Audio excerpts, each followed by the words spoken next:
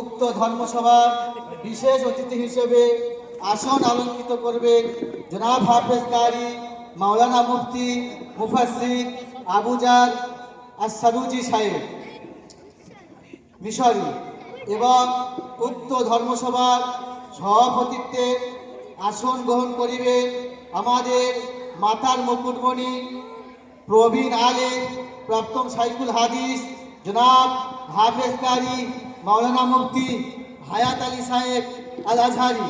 বলতে না বলতে আমাদের মাঝে হুজুর উপস্থিত হচ্ছেন। কমিটির ছেলেরা কে কোথায় আছেন হুজুরকে নিয়ে একটু স্টেজে নিয়ে আসে। বাবা নারায়ে তাকবীর, নারায়ে তাকবীর, নারায়ে তাকবীর। বাবা এখানকার কমিটি তো একদম ভালো না। কেন হুজুর? বাবা গাড়ি থেকে অত দূর থেকে নামলাম, কেউ একজন নিয়ে আসছে না, এই বয়সে হেঁটে আসতে পারি? হুজুর আমি তো একবার কল করতে পারতাম, তাহলে কমিটির ছেলেদেরকে রেডি করে রাখতাম।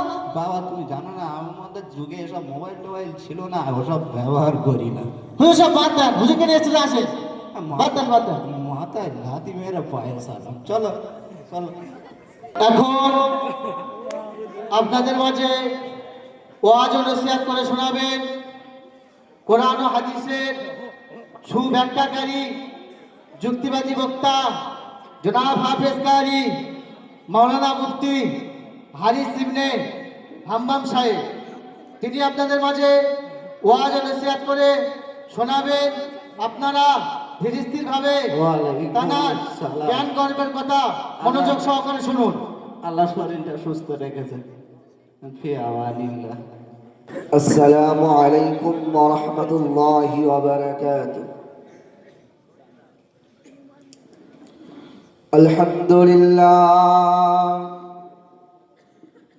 আলহামদুলিল্লাহ নাহমাদুহু ওয়া নাস্তাঈনুহু ওয়া নাস্তাগফিরুহু ওয়া নু'মিনু বিহি। وقال الله تعالى في كلامه المجيد وفي الفرقانه الحميد. بسم الله الرحمن الرحيم. يا أيها الذين آمنوا قوا أنفسكم وأهلكم نارا. নারায়ে তাকবীর, নারায়ে তাকবীর। জনাব হাফেজ কারি মাওলানা আবুজার আস-সুরুজি সাহেব, জনাব হাফেজ কারি মাওলানা আবুজার আস-সুরুজি সাহেব। নারায়ে তাকবীর, নারায়ে তাকবীর। সাদাকাল্লাহুল আযীম। সম্মানীয় আজকে জলসার সুযোগ্য সভাপতি সাহেব, দূর দূরান্ত থেকে আগত দিনদার ইমানদার পরহেজগার আল্লাহওয়ালা ভাই ও বাবাজিরা, সমস্ত প্রশংসা সে মহান আল্লাহ পাক রব্বুল আলামিনের দরবারে, যিনি আমাদেরকে এমন একটি পাক মজলিসে এসে বসার তৌফিক দান করেছেন। সকলে বলি আলহামদুলিল্লাহ। তারপরে বিশ্ব নবীর প্রতি জানায় অসংখ্য কোটি দরুদ ও সালাম। সকলে বলি সাল্লাল্লাহু আলাইহি ওয়াসাল্লাম। ভাই বলছি, জলসা শুরু করার পূর্বে একটা কথা বলতে চাই, একটা অনুমতি দেবে? যদি অনুমতি দেন তাহলে বলবো। বলবো আমি যখন প্রথম আপনার মাহফিলে এসেছি, আমি মেহমানখানায় বসেছিলাম, আপনার জলসার ইস্তেহারটা দেখছিলাম যে আমার পরে আর একজন বক্তার নাম ওদের লেখা রয়েছে। ওই নামটা দেখে আমার মাথা গরম হয়ে গেছে।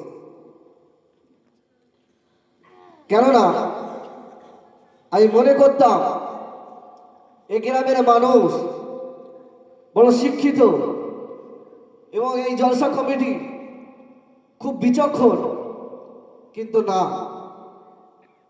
কি ভেবে আপনার কি দেখে ওই বক্তাকে দাওয়াত করলেন?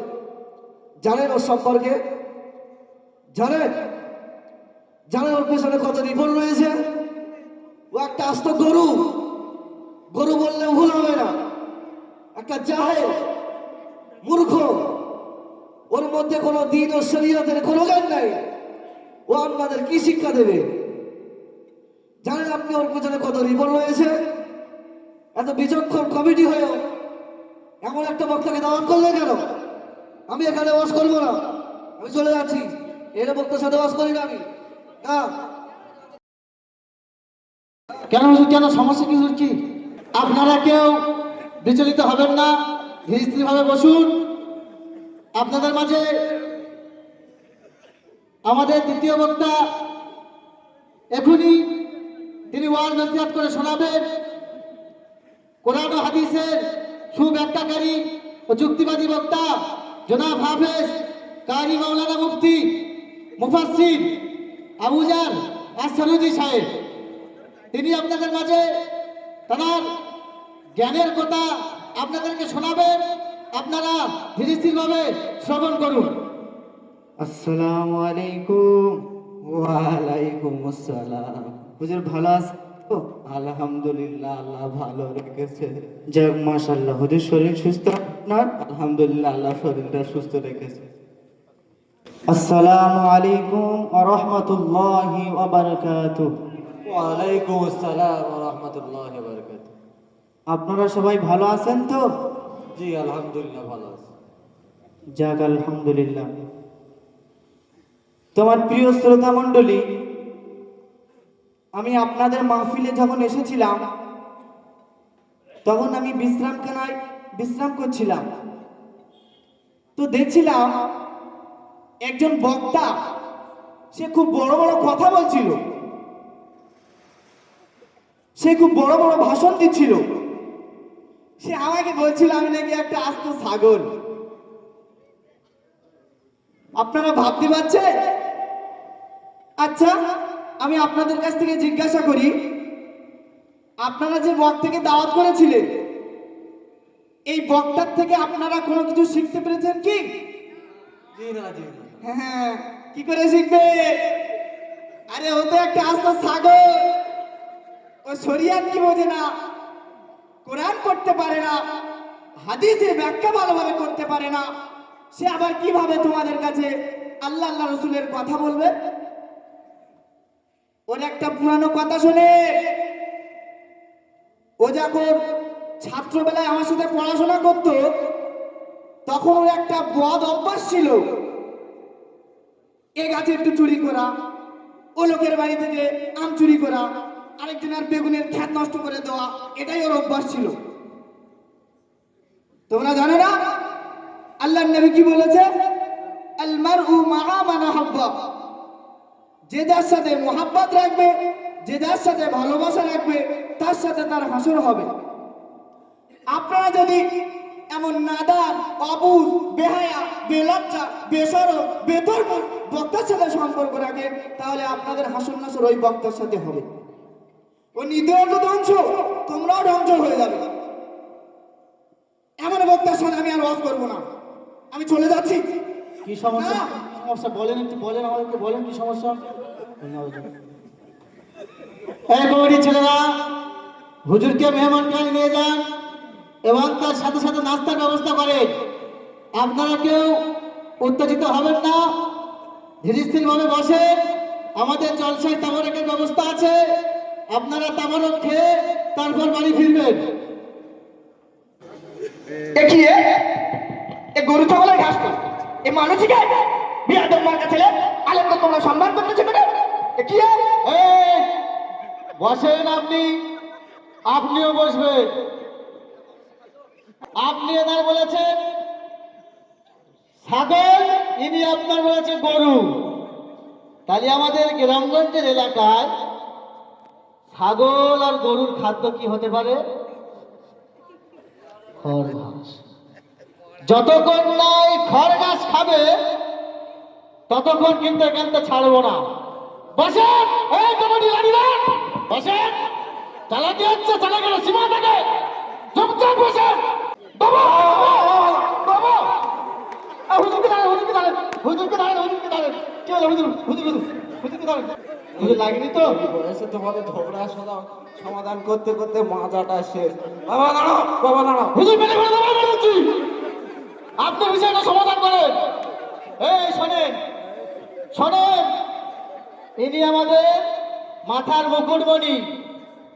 এই হুজুর আমাদের ছোটবেলা থেকে উর্দু কায়দা থেকে নিয়ে নামাজ কালাম শরিয়াতের নীতি সব তিনি শিখিয়েছে। হুজুর যেটা সিদ্ধান্ত করবে সেটা আমরা মেনে নেব।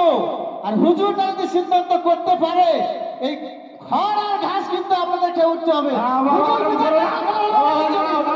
বিচারটা করে সমাধান করতে হবে। সাল্লাল্লাহু আলাইহি ওয়াসাল্লাম বলেছেন আল উলামা ওয়ারাসাতুল আম্বিয়া। উলামা ওয়ারাসাতুল আম্বিয়া, তো উলামা এই উলামাদেরকে বলা হয় আপনি বাপ সমাধান করেন। দাঁড়াও বাপ, বিষয়টা দেখছি বাবা, ওরকম করো না।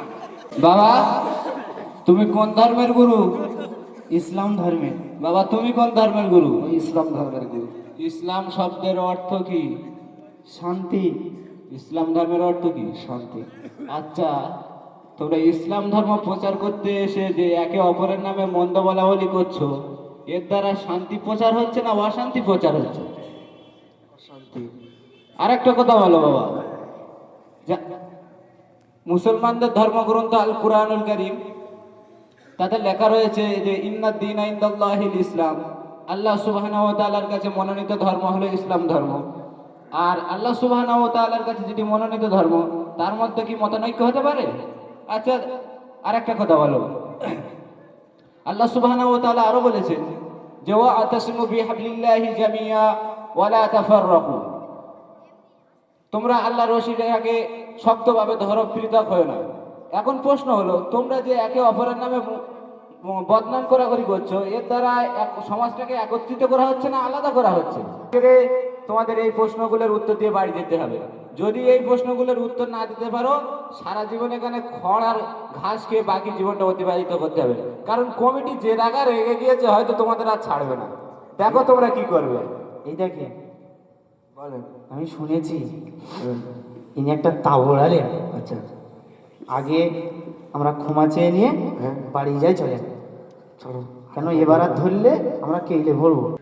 হুজুর আমাদের ভুল হয়ে গেছে। দাঁড়াও বাবা, কোথায়? তোমরা জানো না ইসলাম ধর্ম প্রচার করতে এসেছো, অথচ রাসূলুল্লাহ সাল্লাল্লাহু আলাইহি ওয়াসাল্লাম বলেছে আল গীবাতু আশাদ্দু মিনাজ জিনা, একজন অপরের জনের মন্দ করা গীবত জিনার থেকে বেশি গুনাহ। তোমরা একে অপরের নামে মন্দ বলা বলি করছো।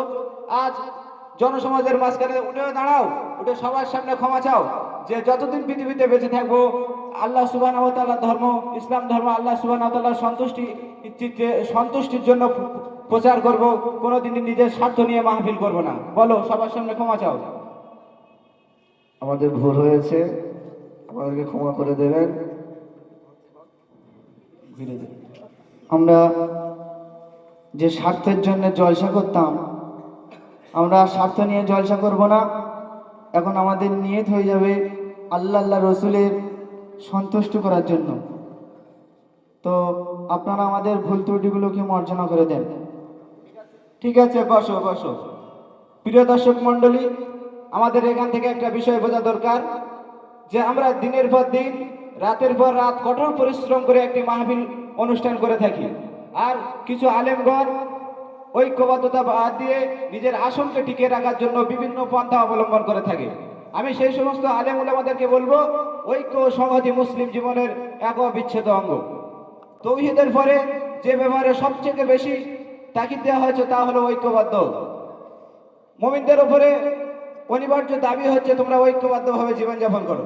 শুধু তাই নয়, আল্লাহ সুবহানাহু ওয়া তাআলা সূরা আল ইমরানের 105 নম্বর আয়াতে বলেছেন যে ওয়ালা তাকুনু কাল্লাযীনা তাফাররাকু ওয়া ইখতালাফু মিন বা'দি মা জাআহুমুল বায়িনাত, যে তোমরা ওই সমস্ত ইহুদি খ্রিস্টানদের মতো হয় না যারা নিজের দিনকে টুকরো টুকরো করে ফেলেছে, ওয়াখতালাফু মিন বাদি মা জাআহুমুল বায়িনাত, এবং তাদের কাছে স্পষ্ট নিদর্শন আসার পরেও তার মধ্যে মতানৈক্য সৃষ্টি করেছে। উলাইকা লাহুম আযাবুন আযীম, তাদের জন্য রয়েছে কঠিন শাস্তি। শুধু তাই নয়, আল্লাহ সুবহানাহু ওয়া তাআলা সূরা হুজরাতের 10 নম্বর আয়াতে বলেছেন যে ইন্নামাল মুমিনুনা ইখওয়া, মুমিনগণ হলো পরস্পর ভাই ভাই। তাহলে তোমরা কিভাবে মতানৈক্য সৃষ্টি করছো?